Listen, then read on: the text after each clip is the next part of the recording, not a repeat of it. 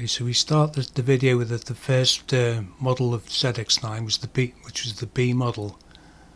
Says in the pictures. Never actually owned one of these bikes because there's not that many for sale in the UK. If they do come up for sale, usually in a tatty condition, or they're too expensive for what they are.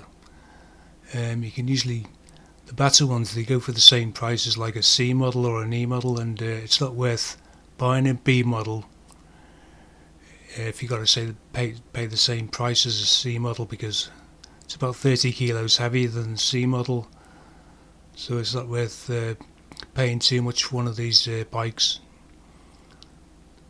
Main issues with these that I know about is the head gasket failures. Head gaskets normally fail on these bikes around 20,000 miles, and it's not an easy job to change the head gasket on these bikes because you have to take the whole engine out the bike to do it, so it's not easy. So that's one of the things that put me off buying one of these bikes. Apart from that, there's no other issues that I know about on these bikes. So that's it. That's about all I know for the B model ZX9. It's also the only ZX9 that has upside down forks on it.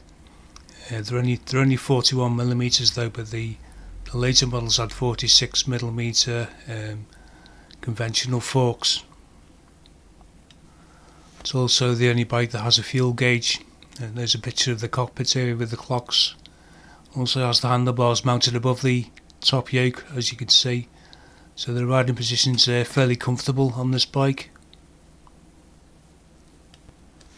We move on to the C1 model now, which is this picture. Still has the single headlight on the front. The only known issue with this bike is the gearbox. Sometimes if it's not looked after properly, you can end up jumping out of gear. And that's the only known issue. A lot of it's just bad maintenance on the bike and not keeping the gear lever properly greased and clean. If you do that, say if it's looked after properly, there shouldn't be no issues, but some people have had gearbox issues with this particular bike. Move on to the C2 model ZX9. They actually modified the gearbox to make it stronger on this bike, so there's no known issues on this bike. The only difference you can tell is on the graphics. At the bottom has the purple graphics on the bottom low fairing. That's the only way you can tell the difference really, otherwise it looks the same. Just a picture of the cockpit on the C model. The C1 and C2 will look like this. They have the handlebars mounted above the top yoke, so the riding position is still quite comfortable. This is just a picture of I actually own one of these bikes. This is the C2 I owned. I had no issues with it at all. It was a good bike. Decided to wanted to try the E and the F models, so I ended up selling this one and go for an E model instead. So this is a picture of the E1 model I bought. This was my own bike. The C1 model was 1998, the C2 was 1999, and the E1 came out in the year 2000.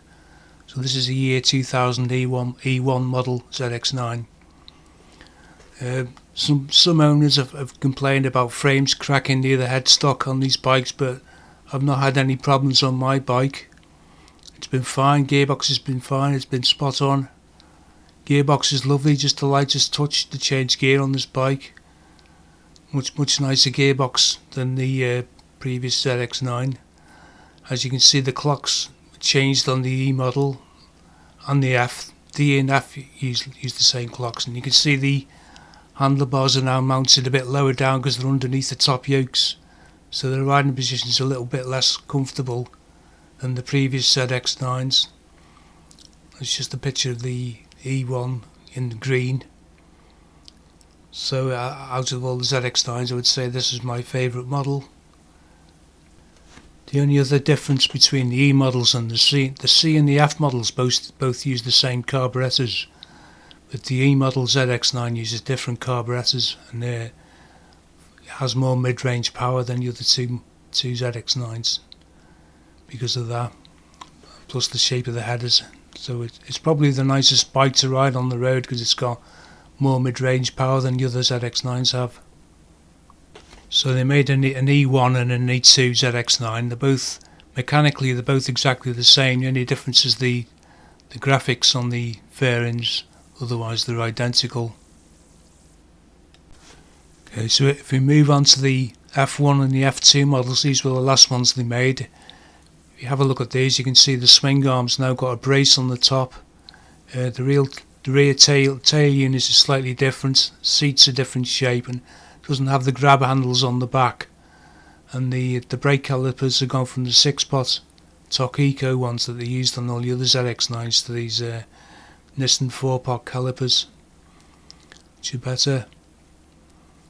Also, the only other real difference is in the cockpit. It doesn't have the fairing stays or the bird cage delete, whatever you want to call it. It's just a picture of this. I owned one of these bikes as well, so that's the one I had. The F2 model, that was the last ones they made, the F2. Beautiful bike, and there's no issues with these bikes, no frame cracking, no gearbox issues. They sorted everything on the last models they made. They strengthened the frame on the F models and everything, so there's no issues. The only other thing I'll mention is if you're going to fit a race can to a ZX9, make sure you do something to the carburetors, or either shim the needles or fit a jack kit. Otherwise you just end up with a big flat spot in the acceleration, which you're going to cause lean condition on your engine, which isn't good. It's not going to do the engine any good, and you're just going to end up with a flat spot in the acceleration. So make sure you do something with the carburetors if you're going to fit a race can. Okay, so I think I've covered most of the basic information on the ZX9s. So if you've got any more questions, you'll have to leave them in the comments, and I'll try and get back to you. I'm sure there's stuff I've forgotten to mention, but hope you enjoyed it anyway. Hope you found it useful, information wise, and I'll see you on the next video. Thanks for watching.